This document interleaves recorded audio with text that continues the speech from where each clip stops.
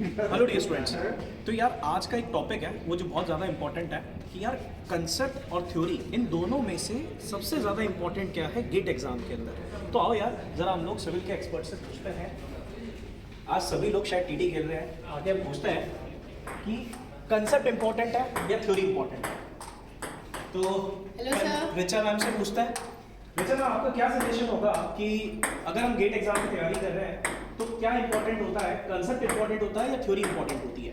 Sir basically अगर मैं बोलूँ स्क्रैच से अगर पढ़ रहा हो तो कंसेप्ट तो बिल्कुल इम्पोर्टेंट है, बट क्योंकि हमारे पास आजकल MSQ पैटर्न तो है ही, तो साथ में कंसेप्ट तो है ही, बट उसको थ्योरेटिकली समझ के पढ़ना हमारे लिए ज़्यादा इम्पोर्टेंट है।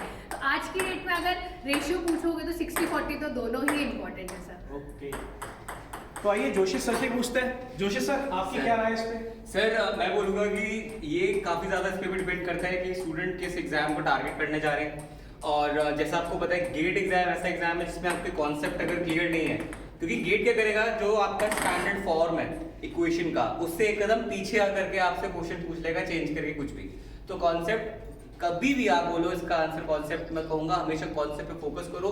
कॉन्सेप्ट जितना स्ट्रांग होगा उतने ही मैं कहूँगा एग्जाम भी आप क्रैक करने के लिए आप कह सकते हो एलिजिबल हो जाओगे। अब बारी है हमारे एक्सपर्ट की एक और, जो कि है अभिनव सर। चैंपियन तो सर। अब आप सजेस्ट करिए कि कंसेप्ट या फिर आपका थ्योरी पार्ट इंपॉर्टेंट है। ओके सर, मैं मैडम और सर दोनों की बात से ही सहमत हूँ, लेकिन बच्चों को एक और चीज़ बताना चाहूँगा कि 3 तरीके के क्वेश्चन होते हैं यार, मैं हमेशा हम सब बोलते आए हैं। एक तो कॉन्सेप्चुअल क्वेश्चंस, एक फॉर्मूला बेस्ड क्वेश्चन और एक डाटा बेस्ड क्वेश्चन।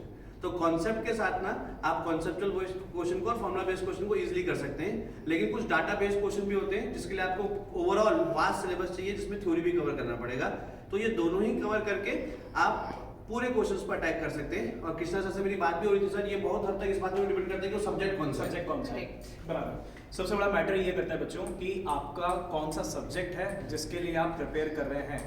अगर हम बात करते हैं एनवायरमेंटल इंजीनियरिंग RCC वगैरह की, और अगर हम ले लें हमारे पास जैसे स्ट्रेंथ ऑफ मटेरियल हो गया, तो वहाँ पर कहीं भी देखा जाए तो कंसेप्चुअल पार्ट कुछ ऐसे होते हैं जो आपको बहुत ज़्यादा ध्यान रखना पड़ता है ना, एज कम्पेयर टू थ्योरी।